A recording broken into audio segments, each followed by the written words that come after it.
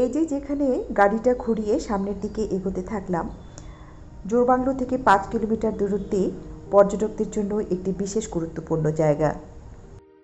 জায়গাটির নাম 3 মাইল।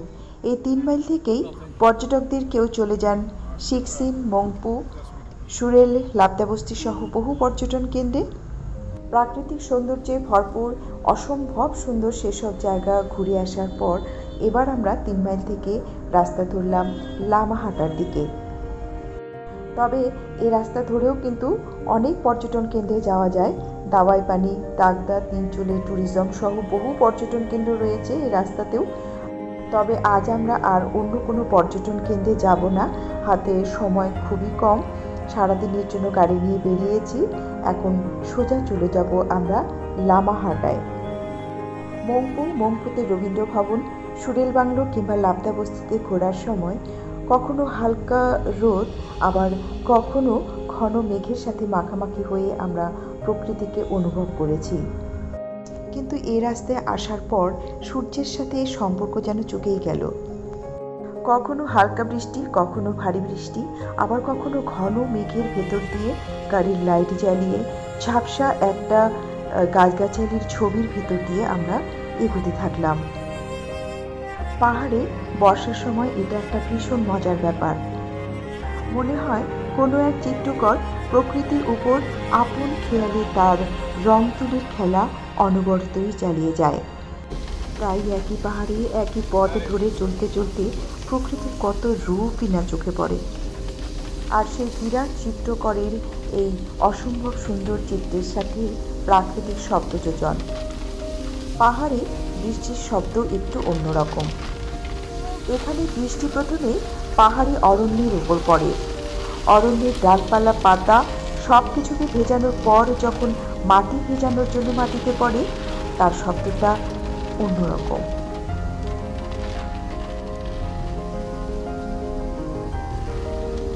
তার সাথে বৃষ্টিস্নাত পাখির ডাক, সহস্র কীটপতঙ্গের ডাক শব্দ যোজনাকে বাড়িয়ে তোলে।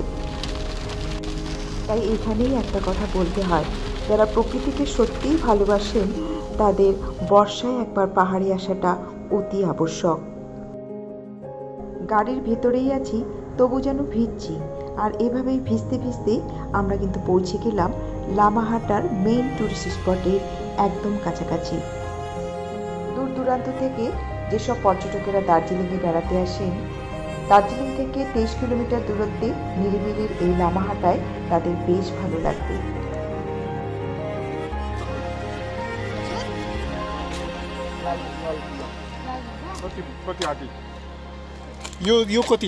না আছে আছে ওটা না না না আছে আছে আছে আছে 30 रुपया ये 4 को 30 रुपया এটা বেশি দাম তো ভালোই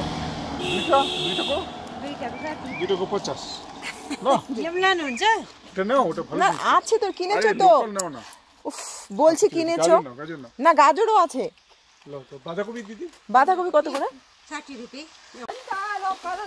দিদি হ্যাঁ हजुर 50 हुन्छ लानु लो ये जगह का नाम क्या है लामाहाटा लामाहाटा हाँ ও বৃষ্টি 150 ভাই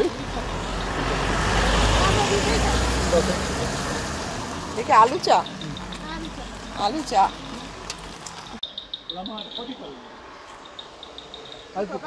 পাহাড়ি ফল আলু চা খেতে খেতে বর্ষার পাহাড়ের প্রায় নির্জন পথ ধরে আমরা পৌঁছে গেছি লামাহাটায়।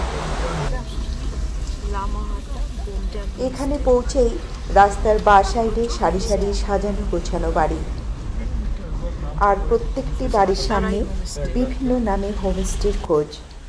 এগুলো সবই হোমস্টে। এত সংখ্যক হোমস্টে জানিয়ে দিচ্ছে নগর দূষণ থেকে বেরিয়ে পর্যটকেরা কতখানি ভালোবেসে তাদের জীবনের এক বা একাধিক রাত্রি যাপন করতে আসেন এই লামাহাটায়, যেখানে মুগ্ধ করে পাইন গাছের মহিমান্বিত দাঁড়িয়ে থাকা, যেখানে হালকা বাতাসে ওড়ে বৌদ্ধ প্রার্থনা পতাকা। লামা অর্থাৎ বৌদ্ধ সন্ন্যাসী, আর হাটা হলো কুড়েঘর। সেই অর্থে এই জায়গাটি বৌদ্ধ সন্ন্যাসীদের আশ্রম বলা যেতে পারে। সন্ন্যাসীরা যে এমন একটি শান্ত পরিবেশেই বসবাস করবেন সেটাই স্বাভাবিক। শুনেছি এখানে 500 বছরের পুরনো বৌদ্ধ মঠ আছে।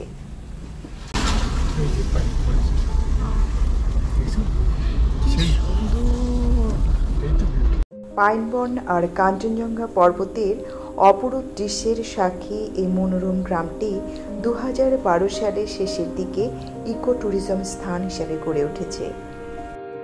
আর লামাহাটার প্রধান আকর্ষণ হল লামাহাটা ইকো পার্ক, যেটি ঠিক আমার ডান পাশে এই গহন পাইন অরণ্যের অভ্যন্তরে। আজ সেখানে হয়তো গিয়ে উঠতে পারবো না, কারণ পাহাড়ি অঞ্চলে এখন এখানে সন্ধে, তার উপর বৃষ্টির আনাগোনা। তবে আজ এখানে পরিচিত হব এমন কিছুর সাথে যা আমার পরবর্তী পর্যটকদের ভীষণভাবে কাজে আসবে। এখন বাজে 5টা, আর আমরা এই 5টার সময় সন্ধেবেলায় লামাহাটা এসে পৌঁছেছি। লামাহাটাতেই আছি, আর খুব সুন্দর একটা পাইন ফরেস্টের সামনে একটা খাওয়ার হোটেল পেলাম। হোটেলটির নাম যেরকম মিষ্টি, দেখতেও তেমন সুন্দর। চলুন হোটেলের ভেতরটা যাই, হোটেলটা দেখাই, সামনে ভেতরে সব কিছু এবং খাওয়া দাওয়া।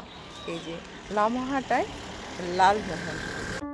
অনেক দূর শহর থেকে এসে স্বপ্নের মতো কোনো এক জায়গায় চোখের সামনে যখন চিরসবুজ পাইনের বন দেখছি আর ভাবছি সেখানে কখন হারাবো, ঠিক তখনই যেন মা কাকিমারা ডেকে বলছে, আগে খেয়ে নেবে চলো।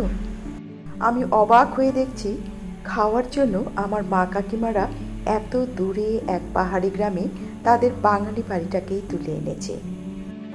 লামাহাটায় লালমোহন, যেখানে প্রবেশ করা মাত্রই চোখে পড়বে সাবেকি বাঙালিয়ানার ছবি।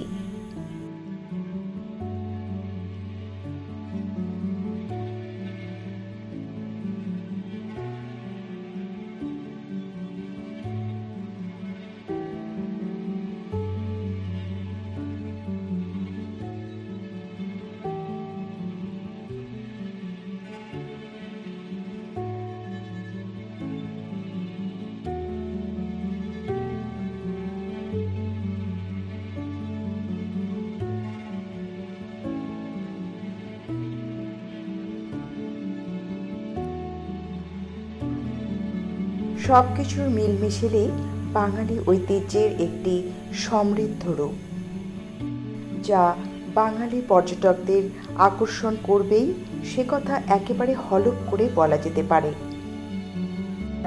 আর এই লামাহাটার লালমোহনের সাবেকি বাঙালি বাড়িটির জানালা দিয়ে উঁকি দিলেই স্বপ্নের সেই পাহাড়।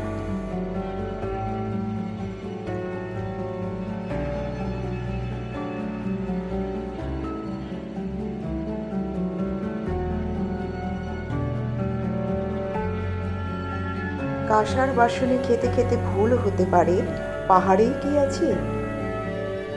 तो শুক্তো, दाल, आलू पोस्तो, मिक्स वेज, चटनी, पास, पापड़, ये साग।